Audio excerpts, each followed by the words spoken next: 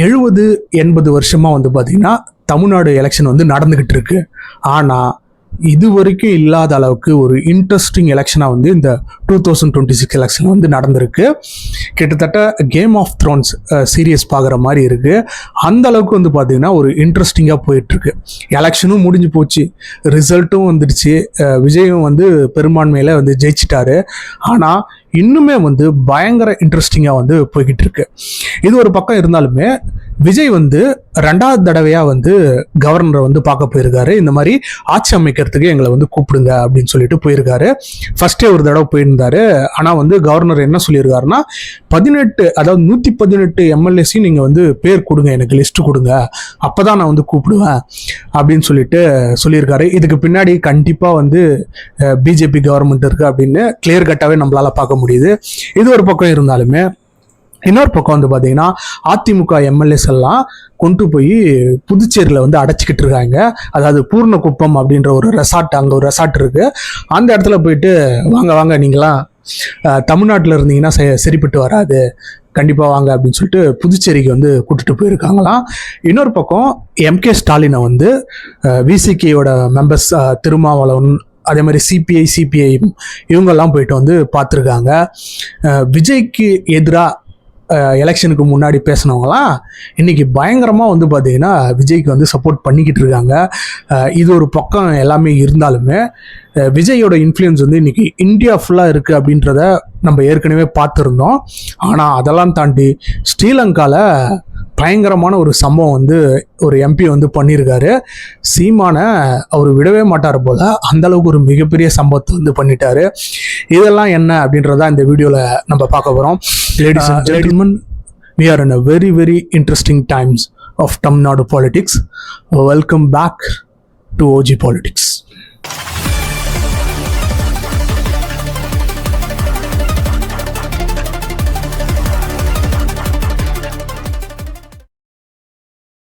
எலெக்ஷனுக்கு முன்னாடி வந்து பார்த்தீங்கன்னா பிரகாஷ் ராஜ் வந்து டிஎம்கேக்கு ஆதரவை வந்து இது பண்ணார், பிரச்சாரங்கள்லாம் பண்ணார். அப்போ வந்து அவர் சொல்கிறாரு, நீ சினிமாவில் இன்ஜினியர் ஆகலாம், டாக்டர் ஆகலாம், ஏன் சிஎம்ஆ கூட ஆகலாம், ஆனால் நிஜத்தில் உன்னால் ஆகவே முடியாது.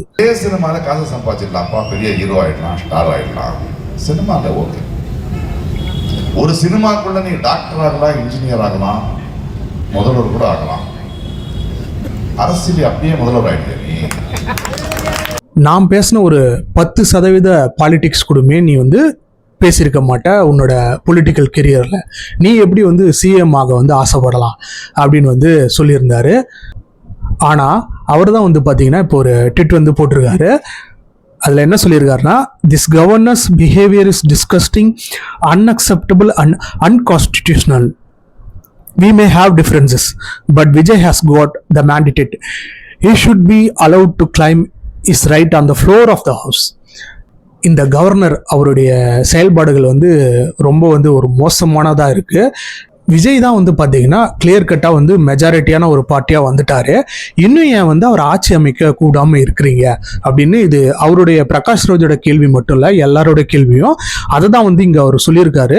விஜய் தான் இங்கே வந்து ஹையஸ்ட் நம்பர் ஆஃப் சீட்டு வந்து வச்சிருக்காரு. அக்கார்டிங் டு கான்ஸ்டிடியூஷன் அவரை வந்து நீங்கள் வந்து ஆட்சி அமைக்க கூப்பிடணும். ஆனால் இன்னுமே ஏன் கூப்பிடாமல் இருக்கீங்க அப்படின்னு எனக்கு தெரியல அப்படின்னு சொல்லிட்டு சப்போர்ட்டாக வந்து போட்டிருக்காரு. ஸோ இதை தான் வந்து நம்ம சொல்லுவோம், வாழ்க்கை ஒரு வட்டம். பார்த்தீங்களா, எலெக்ஷனுக்கு முன்னாடி அந்த பேச்சு பேசினாரு. எனிவே வந்து தன்னோட தவறை உணர்ந்து இப்போ விஜய்க்கு வந்து சப்போர்ட் பண்ணியிருக்காரு. விஜய்க்கு பார்த்தீங்கன்னா இன்னும் நிறைய தலைவர்கள் வந்து ஆதரவு வந்து தெரிவிச்சுட்டு இருக்காங்க. ட்விட்டர்லாம் வந்து அவங்க போட்டுக்கிட்டு இருக்காங்க. இதில் பிஜேபிக்கு சப்போர்ட் பண்ணக்கூடிய ஒரு மெம்பரே வந்து பார்த்தீங்கன்னா இப்போ சொல்லியிருக்காரு, அவர் Subramanian Swamy. It is shocking that despite TVK being the single largest party in the Tamil Nadu state assembly elections, the TN state governors has not yet invited the TVK leader Mr. Vijay to form the government அப்படின்னு சொல்லி அவருமே ஒரு tweet வந்து போட்டிருக்காரு. ரொம்ப ஷாக்கிங்காக இருக்குது எனக்கு. டிஸ்பைட் ஒரு மெஜாரிட்டி பார்ட்டியாக அவங்க வந்து வின் பண்ணி வந்திருக்காங்க, ஆனால் அதை கொஞ்சம் கூட மதிக்காமல் இன்னும் ஏன் வந்து டிவிகேவோட மிஸ்டர் விஜய் வந்து சிஎம்மா பொறுப்பேற்க கூப்பிடல அப்படின்னு எனக்கு தெரியவே இல்லை அப்படின்னு சொல்லிட்டு பல தரப்பட்ட ஒரு அரசியல்வாதிகளுமே வந்து இன்னைக்கு வந்து விஜய்க்கு ஆதரவாக வந்து நிலைப்பாடை வந்து எடுத்துட்டு இருக்காங்க. இது வந்து ஒரு பக்கம் வந்து பிஜேபி மேலே இருக்கிற ஒரு காண்டுனாலும் டிஎம்கே மேலே இருக்கிற ஒரு அந்த ஒரு இதுனாலும் நெகட்டிவ் ஷேடுனாலுமே வந்து பார்த்தீங்கன்னா இப்போ எல்லாருமே வந்து விஜய்க்கு வந்து சப்போர்ட்டிவாக ஒரு குரல் வந்து கொடுத்துக்கிட்டு இருக்காங்க. அது பார்க்கறதுக்கு இன்னும் உண்மையாலுமே வந்து ரொம்ப சந்தோஷமா இருக்கு. ஏன் இன்னும் வந்து இந்த கவர்னர் வந்து இந்த மாதிரி பண்ணிக்கிட்டு இருக்காரு அப்படின்னு தான் தெரியல. ஸோ ஹோப்ஃபுல்லி வந்து பார்த்தீங்கன்னா இன்னைக்கு இல்லை நாளைக்கு வந்து ஒரு நல்ல செய்தி வரும் அப்படின்றத நம்ம பார்ப்போம். இது ஒரு பக்கம் இப்படி போயிட்டு இருக்குன்னு பார்த்தீங்கன்னா மற்ற கூட்டணி கட்சிகள்லாம் வந்து பயங்கரமாக வந்து செயல்பட்டுக்கிட்டு இருக்காங்க. ஒரு பக்கம் எம்கே ஸ்டாலினை வந்து இன்னைக்கு போய் விசிகாவோட மெம்பர்ஸும் சரி சிபிஐயோட மெம்பர்ஸும் வந்து பார்த்துருக்காங்க.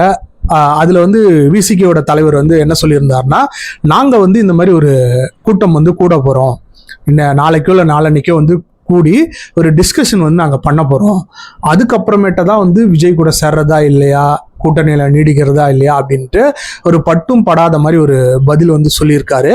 இதுக்கு காரணம் என்னன்னு பார்த்தீங்கன்னா இன்னைக்கு இந்த பேட்டி கொடுத்து முடிச்சிட்ட பிறகு வந்து போயிட்டு எம்கே ஸ்டாலினை வந்து அவர் பார்த்துருக்காரு. ஸோ அவங்க என்ன நிலைப்பாடு எடுக்கிறாங்க அப்படின்னு தெரியல. கண்டிப்பாக வந்து எம்கே ஸ்டாலின் வந்து நீங்கள் வந்து எங்கள் கூட்டணியை விட்டு போகாதீங்க அப்படின்னு தான் சொல்லுவார். ஏன்னா ஏற்கனவே காங்கிரஸ் வந்து இந்த டிவிகே பக்கம் வந்து வந்துடுச்சு. அங்கே வந்து ஏடிஎம்கேல வந்து பார்த்தீங்கன்னா பயங்கரமான ஒரு சுச்சுவேஷன் வந்து போய்கிட்டு இருக்கு, ஒரு டேஞ்சரஸ் சுச்சுவேஷன். ஏற்கனவே அந்த கட்சி வந்து பல பயங்கரமாக சிதறி கிடக்கு.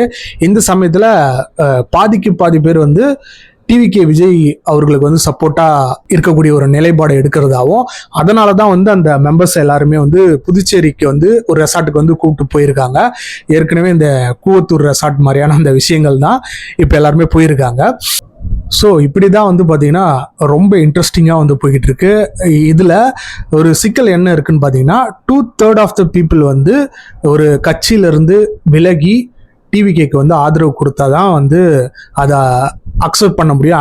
அந்த கட்சி தாவல் தடை சட்டம் அப்படின்னு சொல்லுவாங்க. அப்படின்றது பட்சத்தில் தான் வந்து அதை அக்செப்ட் பண்ணிக்க முடியும். கொஞ்சம் பேர் வந்தால் அது கண்டிப்பாக வந்து இது ஏற்புடையதாக இருக்காது. அது ஏடிஎம்கேல இருந்து 47 மெம்பர்ஸ் வந்து இது வரைக்கும் இருக்காங்க எம்எல்ஏஸா. 2/3 ஆஃப் எடுக்கணும்னா 32ல இருந்து ஒரு 33 அந்த மாதிரி பீப்புள் வந்து இந்த சைட் டிவிகேக்கு வரணும். அப்போதான் வந்து அதை வந்து தேர்தல் அவங்க நடைமுறைக்கு ஏற்ற மாதிரி அவங்க அக்செப்டும் பண்ணுவாங்க. கவர்னருமே வந்து அதை அக்செப்ட் பண்ணுவார். இல்லைனா வந்து பார்த்தீங்கன்னா எத்தனை பேர் வந்தாலும் அவங்க ரிசைன் தான் பண்ண முடியும். ரிசைன் பண்ணிட்டு திருப்பி அந்த இடத்துல வந்து டிவிகே சார்பாகவோ இல்லை வேற யாரோ சார்பாகவோ வந்து நிற்க முடியுமே தவிர்த்து கொஞ்சம் பேர் வந்தாங்கன்னா அது வந்து யூஸ்லெஸ் அப்படின்னு தான். இன்னொரு பக்கம் 6 சீட் வந்து வச்சுருக்காங்க கலெக்டிவாக. யாருன்னு பார்த்தீங்கன்னா விசிகே, சிபிஐ, சிபிஎம். இவங்க இந்த பக்கம் வந்துட்டாங்கன்னா ஒரு கிளியர் கட்டான ஒரு மெஜாரிட்டி காமிக்க முடியும். ஏற்கனவே வந்து பார்த்தீங்கன்னா காங்கிரஸில் 5 பீப்புள்ஸ், இந்த ஒரு 6 சேர்த்திங்கன்னா ஒரு 11 மெம்பர்ஸ் வந்து ஆட் ஆகிடுவாங்க. 119 வந்து கண்டிப்பாக வந்துடும். ஸோ ஒரு தொகுதியில் வந்து விஜய் வந்து ரிசைன் பண்ணி ஆகணும். ஸோ அந்த தொகுதியில் டிவிகே சார்பாக யாராவது நிற்க வச்சு மறுபடியும் ஜெயிச்சு ஒரு நல்ல மெஜாரிட்டியாக வந்து காமிச்சிடலாம். இது நடக்காத பட்சத்தில் வந்து பார்த்தீங்கன்னா கண்டிப்பாக வந்து ரீஎலெக்ஷன் வர்றதுக்கு வாய்ப்பு இருக்குது. உண்மையை சொல்ல போகணுன்னா ரீஎலெக்ஷன் வந்தாக்கா ஒரு மிகப்பெரிய சப்போர்ட் வந்து விஜய்க்கு இருக்கும். ஏன்னா ஏற்கனவே வந்து பார்த்தீங்கன்னா விஜய் ஜெயிப்பாரா இல்லையா அப்படின்ற அந்த ஒரு பட்சத்தில் தான் வந்து எல்லாருமே வந்து ஓட்டுகளை வந்து டிஎம்கேக்கும் ஏடிஎம்கேக்கும் மாற்றி போட்டாங்க. ஆனால் இப்போ இந்த அளவுக்கு அவர் பெரும்பான்மையாக வந்திருக்காரு, ஒரு சிங்கிள் லார்ஜஸ்ட் பார்ட்டியாக வந்திருக்காருன்னு தெரிஞ்சதுன்னா போடுறா ஓட்டு அப்படின்னு சொல்லிட்டு எல்லாருமே இந்த பக்கம் போட்டுடுவாங்க. ஸோ இதுலையுமே வந்து ஒரு செக் இருக்குது. இங்கே எல்லாருமே நினச்சிக்கிட்டு இருக்காங்க பிஜேபி தான் வந்து செக் வச்சுருக்கு அப்படின்னு சொல்லிட்டு. ஆனால் உண்மை நிலவரம் அது கிடையாது. கண்டிப்பாக ரீஎலெக்ஷன் வந்துச்சுன்னா பயங்கரமான ஒரு இதுவாக இருக்கும். கிட்டத்தட்ட 160லேருந்து 170 சீட்டு வரைக்கும் டிவிகே வாங்கிறதுக்கு அதிகபட்ச வாய்ப்பு இருக்குது. இப்படி இங்கே தமிழ்நாட்டில் வந்து ரொம்ப இன்ட்ரெஸ்டிங்காக போய்கிட்டு இருக்கு நிலவரம். டிவிகே விஜயோட தாக்கம் வந்து பார்த்திங்கன்னா நார்த் இந்தியாலையும் சரி, மகாராஷ்டிரா, நம்ம முன்ன சொன்ன மாதிரி தான் ஆந்திரா, கர்நாடகா அப்படின்னு சொல்லிட்டு ரீல்ஸ் எக்கச்சக்கமான ரீல்ஸ் வந்து போட்டுக்கிட்டு இருக்காங்க. இந்த மாதிரி ஒரு ஹிஸ்டாரிக்கல் எலெக்ஷனை வந்து இது வரைக்கும் தமிழ்நாடு சந்திச்சதே இல்லை அப்படின்றதான் நிதர்சனமான உண்மை. அதற்கு ஒரு முக்கியமான காரணம் கண்டிப்பாக தளபதி விஜய் தான். இவங்களோட இந்த காசு கொடுத்து ஓட்டை வாங்கிறது, இந்த மாதிரி குறிப்பிட்ட ஒரு சமுதாயத்தினை மட்டும் நிற்க வச்சு அங்கே வந்து ஓட்டு வாங்கி ஜெயிக்கிறது அப்படின்ற பல்வேறு விஷயங்களை வந்து தகர்த்து எரிஞ்சிருக்காரு அப்படின்னு தான் சொல்லணும். இது வந்து ஸ்ரீலங்காவில் இருக்கக்கூடிய அந்த நாடாளுமன்றத்தில் வந்து ஒழிச்சிருக்கு. அங்கே இருக்கிற ஒரு எம்பி வந்து பார்த்தீங்கன்னா போட்டு பொழந்துட்டாரு. நீங்களே இந்த வீடியோவை பாருங்கள். இவர்களை வீட்டை அனுப்ப வேண்டும் என்கிற ஒரே ஒரு நோக்கத்துக்காக, அது அதிமுக இருக்கலாம், திமுக இருக்கலாம், அல்லது திரள் நிதி என்று சொல்லிக்கொண்டு எங்களுடைய புலம்பெயர்ந்த மக்களுடைய பணத்திலே தன்னுடைய பிள்ளையை கொண்டு அமெரிக்காவிலே படிப்பித்த சீமான் என்கிற சாமானுக்கு இவர்கள் வடிவாக படித்திருக்கார். ஒரு கட்டுப்பணம் கூட திருப்பி இல்லை. தேசிய தலைவருடைய போராட்டத்தையும் தேசிய தலைவருடைய அர்ப்பணிப்புகளையும் மாவீரர்களுடைய அர்ப்பணிப்புகளையும் எவனொருவன் தன்னுடைய அரசியலுக்காக பாவிக்கிறானோ அவன் மக்களாலே தூக்கி எறியப்படுவான். விஜய்க்கு வந்து பார்த்தீங்கன்னா இங்கே தமிழ்நாட்டில் மட்டும் இல்லை, சவுத் இந்தியாவில் மட்டும் இல்லை, அதையும் தாண்டி இப்போ ஸ்ரீலங்கா வரைக்குமே அவரோட இன்ஃப்ளூயன்ஸ் வந்து பரவ ஆரம்பிச்சிருக்கு. அதில் அந்த எம்பி வந்து பொழந்து எடுத்துட்டாரு. அவர் பொழந்து எடுத்தது வந்து சீமானை தான். இந்த மாதிரி ஒரு திரள் நீதி வாங்கி ஏமாத்திக்கிட்டு இருக்காரு அப்படின்றத உண்மையை வந்து ஆக்சுவலி வந்து ஸ்ரீலங்காலையும் கண்டுபிடிச்சிட்டாங்க போல. அங்கே வச்சு அவரை பொழந்துக்கிட்டு இருக்காங்க. ஸோ ஸ்ரீலங்கால வருகின்ற எலெக்ஷனில் விஜயோட தாக்கம் வந்து இருக்கும் அப்படின்றத கண்டிப்பாகவே நம்ம நம்பலாம். ஸோ இந்த மாதிரி தான் வந்து போய்கிட்டு இருக்கு. இது வந்து பார்த்தீங்கன்னா என்னோட நிலவரம் தான், மதியத்தோடு இருக்கிற வரைக்கும் நிலவரம். இன்னைக்கு ஈவினிங் வந்து இல்லை நாளைக்கு காலையிலேயே வந்து தெரிய வரும் கண்டிப்பாக வந்து விஜய் வந்து சிஎம்மா வந்து பதவி ஏற்கிறாரா இல்லையா அப்படின்னு சொல்லிட்டு. இது ஒரு பக்கம் இருக்க. டிவி கோர்ஸோட மெம்பர்ஸுமே சரி, சிடி நிர்மல்குமார் அவர்லாம் வந்து பார்த்தீங்கன்னா ஸ்டேட்டாக ஆஃபீஸ்க்கே வந்து சிபிஎம் ஆஃபீஸ்க்கே வந்து கிளம்பி போயிருக்காராம், எங்களுக்கு வந்து ஆதரவு தாங்க அப்படின்னு சொல்லிட்டு. கண்டிப்பாக இது வந்து ஒரு மிகப்பெரிய ஒரு இழுபறியாக இருக்க போது. பாருங்களேன், எலெக்ஷனும் முடிஞ்சு போச்சு, ரிசல்ட்டும் வந்துடுச்சு, விஜயும் ஜெயிச்சிட்டாரு. இருந்தாலும் இன்னும் வரைக்கும் பார்த்தீங்கன்னா ரொம்ப ரொம்ப இன்ட்ரெஸ்டிங்காக போயிட்டுருக்கு. ஒரு யூடியூப் சேனல்லேருந்து, ஸ்டேட் மீடியாலேருந்து, நேஷ்னல் மீடியாலேருந்து எல்லாருமே வந்து பார்த்துக்கிட்டு இருக்காங்க இந்த சுச்சுவேஷன் வந்து எப்படி போக போகுது அப்படின்னு சொல்லிட்டு. ஏன்னா காங்கிரஸ் தலைமையில் வந்து இந்த ஆட்சி வந்து நடக்க ஆரம்பிச்சதுன்னா கிட்டத்தட்ட சவுத் இந்தியாவில் ஆந்திர பிரதேசத்தை தவிர எல்லா ஸ்டேட்டையுமே வந்து காங்கிரஸ் வந்து அவங்க கண்ட்ரோலை வந்து திருப்பியும் கெயின் பண்ணுறாங்க அப்படின்னு பார்க்க முடியும். ஏன்னா கேரளாவில் வந்து ஒரு கிளியர் ஸ்வீப் பண்ணிட்டாங்க காங்கிரஸ். ஸோ மீண்டும் வந்து அந்த பவர் ப்ரொஜெக்ஷன்ஸை வந்து அவங்க வந்து காட்டுவாங்க. இது வந்து பார்த்தீங்கன்னா எங்கே ரிஃப்ளெக்ட் ஆகும் அப்படின்னு பார்த்தீங்கன்னா 2029 எலெக்ஷனில் அது வந்து ஒரு முக்கியமான இந்த மாதிரியான ஒரு முக்கியமான எலெக்ஷனாக வந்து அது பார்க்கப்படுது. ஏன்னா அந்த சமயத்தில் தான் வந்து பார்த்தீங்கன்னா அந்த ஒரே நாடு ஒரே தேர்தல் அந்த மாதிரிலாம் நாங்கள் கொண்டு வருவோம் அப்படின்ற மாதிரிலாம் பேசிக்கிட்டு இருக்காங்க. இந்த டீலிமிட்டேஷன்ஸ் இந்த விஷயங்கள்லாம் வந்து போய்கிட்டு இருக்கு. இதுக்காக தான் வந்து பார்த்தீங்கன்னா காங்கிரஸ் வந்து கிளியர் கட்டாக சொல்லிட்டாங்க, இந்த ஸ்டேட் எலெக்ஷனில் மட்டும் கிடையாது, லோக்கல் பாடி எலெக்ஷன்லையும் சரி, வருகின்ற லோக்சபா ராஜ்யசபா எல்லா எலெக்ஷன்லையுமே நாங்கள் டிவிக்கு கூட நிற்க போகிறோம் அப்படின்ட்டு. இதுக்கு காரணம் என்ன அப்படின்ட்டு நம்ம போன வீடியோவில் பார்த்துருந்தோம். விஜய்க்கு வந்து அந்த அளவுக்கு ஒரு இன்ஃப்ளூயன்ஸ் வந்து சவுத் இந்தியாவில் இன்னைக்கு போய்கிட்டு இருக்கு. பயங்கரமாக வந்து கெயின் பண்ணிக்கிட்டு இருக்காரு. குறிப்பாக அவர் வந்து பார்த்தீங்கன்னா இந்த அம்பேத்கர் ஃபோட்டோவை எடுத்துக்கிட்டு அந்த ஊர்வலம் போனது, எல்லா மத இடங்களுக்கும் போயிட்டு அவர் ப்ரே பண்ணது, இந்த மாதிரியான விஷயங்கள்லாம் எடுத்து போட்டு ரீலாக போட்டு பயங்கர சப்போர்ட்டை வந்து எல்லா சைட்ல இருந்துமே கெயின் பண்ணிட்டு இருக்காங்க. விஜய் ஜெயிக்கிறதுக்கு அது முக்கியமான ஒரு காரணமாக இருந்தது. எல்லாரோட சப்போர்ட்டையுமே வந்து அவர் வாங்கியிருக்காரு அப்படின்னு சொல்லிட்டு ஒரு பக்கம் லெஃப்ட்டும் சரி ரைட்டும் சரி ஈக்குவலாக வந்து ரீல்ஸை போட்டுட்டு அவருக்கு பயங்கரமான சப்போர்ட்டை பண்ணிக்கிட்டு இருக்காங்க. பொறுத்திருந்து பார்ப்போம் இந்த மாதிரி இந்த சுச்சுவேஷன் வந்து எப்படி எலிவேட் ஆகுது.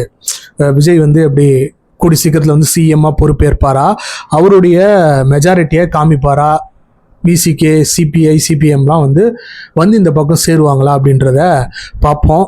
தொடர்ந்து அடுத்தடுத்த வீடியோக்கள் வந்து வர காத்திருக்கு.